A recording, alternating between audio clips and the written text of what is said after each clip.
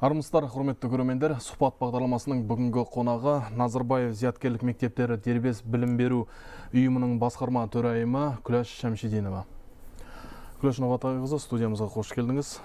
Бүгінгі сұхбатымыз Назарбаев зияткерлік мектептерінің жетістігі жайында болмағы.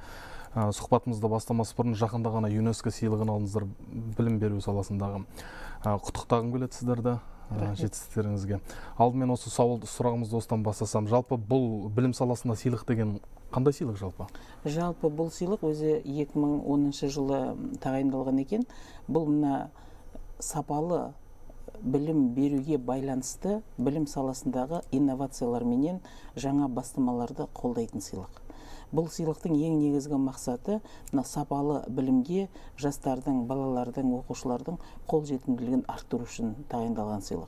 Және осы сыйлық арқылы дүние жүзіндегі ең жақсы тәжірибені жалпы елге жеткізу, білім саласында жұмыс істеп жүрген қызметкерлерге жеткізу. Енді жылына 2 сыйлық тағайындалады. Сол сыйлықтың біреуі биыл бізге берілген екен. Жалпы қандай жетістіктер үшін берілді жалпы бұл сыйлық? Жалпы бұл не үшін қандай жетістіктер дегенде, жалпы бұл сыйлық биылғы тақырыбы сыйлықтың университеттер менен мектептердің арасындағы әріптестік. Осыған байланысты біз биылғы өзіміздің берген проектінде былай деп бердік. Мына университеттер менен мектептердің арасындағы әріптестік балалардың игілігіне жаратуға арналған проект болатын. Яғни біз мына мектеп бітірген баланы осы жол бітірді, осыменен бітті деп қоштасып қалмаймыз. Біз балалардың ары қарата жоғарғы оқу орындарына түсуіне және кез келген емес, жақсы оқу орындарына түсуіне көмектесеміз. Бұл жерде бізге ең үлкен 3 нәрсе айтылды. Ең бірінші, біздің сертификатымыз мына дүние жүзіндегі халықаралық білім бағдарламаларына сәйкестендіріліп отыр қазіргі таңда. Себебі біз 12 жылдыққа толық көштік. Балалар фаундейшнсыз кез келген университетке түсе алады. Яғни мына біздің мектепті бітіретін түлектердің университеттерге түсу мүмкіндігі жоғарылады. Екінші мәселе, бұл жердегі мына Қазақстанда біз вуздарменен жұмыс істеп отырмыз. Яғни біздің мектепті бітірген түлектеріміз мына қазақстандық вуздарда 15 вузда қысқартылған бакалавриат бағдарламасымен оқи алады. Екінші, бұның сыртында 8 вуз біздің оқушылардың мектепте алған кредиттерін есепке алады. Міне осында үлкен нәрсе деп бағалап отыр. Себебі біз өзіміздің оқу бағдарламаларымызбенен жоғарғы оқу орындарының оқу бағдарламаларын түгел салыстырып қарадық. 2016 жылдың декабрь айынан бастап біз осы Қазақстандағы ұлттық университеттермен және техникалық медициналық университеттердің профессорлық құрамымен кездесіп, өзіміздің бағдарламаны түсіндірдік. Содан кейін ол кісілердің бағдарламамен салыстырып, үлкен жұмыс атқарылды. Соның нәтижесінде 2018 жылдан бастап жаңағыдай қысқартылған бағдарламаға көштік. Үшінші мәселе, біздің мектепте де мынау әртүрлі балалар оқиды.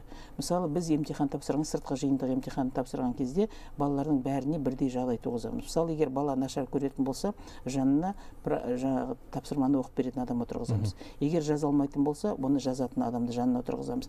Яғни осының барлығының ескерілгенін ЮНЕСКО-ның қарайтын азаматтар түгел қарап, барлық жұмысқа көздері жеткеннен кейін беріп отыр. Ең қысқаша айтқанда осы 3 мәселені баса көрсетті. Жалпы бұл білуімше, бұл алғашқы оқу орны мектеп қой жалпы алып отқан ЮНЕСКО мұндай марапатына ие болып отыр. Бұл шын мәнінде алғашқы мектеп. Мен айтуым керек, бұл жобаға өте көптеген ұйымдар қатысқан. Ең соңғы шешімді номинацияға ұсынылған бұл Австралия, Шри-Ланка, Қытай, Малайзияның көптеген оқу орындары болды. Солардың ішінде біз жүлдені жеңіп алдық. Жаңа өзіңіз айтып кетті, ЮНЕСКО-ның ескерген талаптары жөнінде айта кеттіңіз. Мысалы, сіз бір осы жерде сұрағым туындап отыр.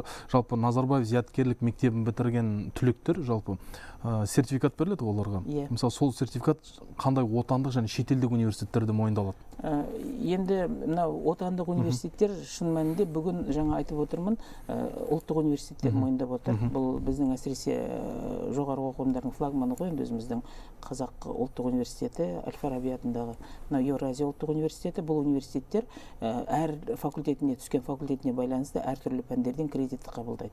Бір факультет математикадан, біреуі қазақ тілінен, біреуі орыс тілінен, біреуі ағылшын тілінен деген сияқты.